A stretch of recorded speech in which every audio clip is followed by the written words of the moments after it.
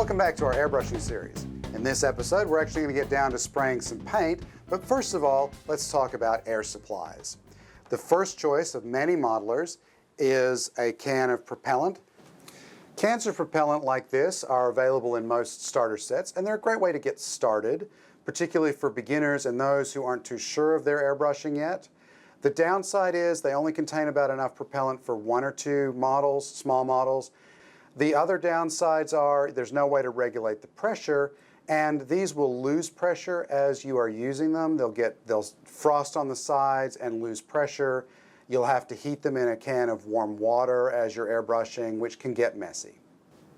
The next step up for most modelers is a small compressor like this. This is an Iwata SmartJet, and it's typical of most single-cylinder diaphragm compressors.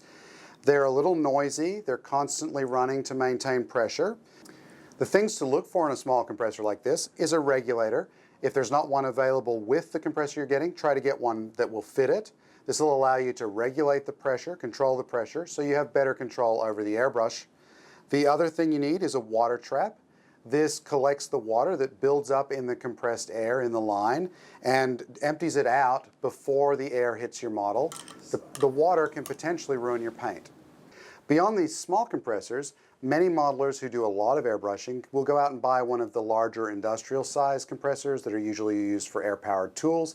The nice thing about those is they often have a tank, a storage tank on them, which the compressor will fill up and then run off that tank for quite a while. So they can be quieter than these little things, which tend to run all the time. The final option is a tank of compressed gas, like CO2 or nitrogen. The initial outlay can be expensive because you have to buy the tank, and then every so often you'll have to go and fill it up. The nice thing is you can go up to a very high pressures if you want to do that and spray at 50 psi, 80 psi, if that suits you. Otherwise, it's very quiet. So if you live in a small apartment or a building where noise is a concern, that can be a really good option. Your next concern when it comes to airbrushing is where to spray. Keep in mind that when you're airbrushing, you're atomizing paint into tiny, tiny droplets that can float a long distance. So you don't want to do it on your wife's antique furniture, for example. Most of us prefer to use a spray booth. Here at FineScale Modeler, we have a large built-in one that draws a lot of air up through here. There's a filter at the top to filter out particulate, and we have a built-in air supply on the wall. It's great for airbrushing larger objects, but you don't need that large a system. You just need something that you can spray paint into that will draw it out of your room and away from any sources of flame. Paint is by nature flammable. It's also hazardous to your health, which is a good segue into safety when painting. The first thing you're going to want is gloves. This will protect your skin from any contact with things like lacquers that can be absorbed. A good respirator. You want something that fits tightly around your nose and mouth, and something that you can change the filters out on periodically. Eye protection is also a good idea because it protects you from stray splashes of chemicals that can be very hazardous to your sight. Next, let's get ready to do some painting. First, we got to deal with the variables involved in airbrushing. The first of those is paint consistency. Most model paint, straight out of the bottle, is too thick to be airbrushed well. It's designed for brush painting. So we have to thin it or cut it with a solvent so it atomizes well coming out of the brush. To do that, we are going to put on our gloves to begin with because we don't want to get messy. Hands of blue, 2x2. And then make sure the paint is mixed thoroughly in the bottle. It's always a good idea to give your paint a quick stir before you start pouring it into your container. And then we add thinner to the paint. I like to use a dropper so that I can control how much I'm adding. The amount you add is sort of dependent on the brand of paint and the type of thinner that you're using. Start with less, given that you can always add a little more and it's harder to re-thicken it after it gets too thin. Stir it up really well.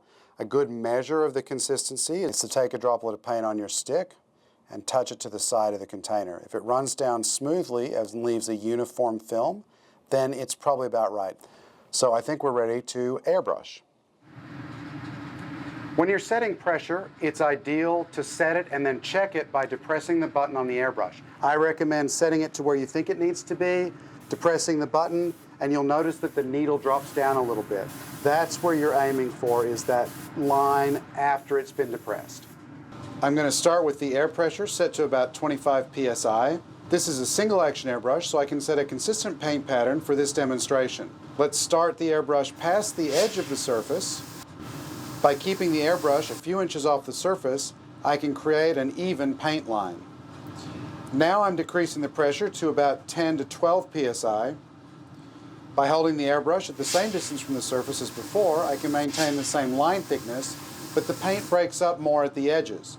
It isn't atomizing as well. However, the lower pressure allows a little more control over the paint.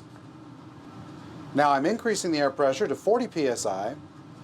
Keeping the airbrush at the same distance again, you can see the line thickness is the same, but the edges are much smoother. However, working with the higher volume of paint can be difficult for fine details.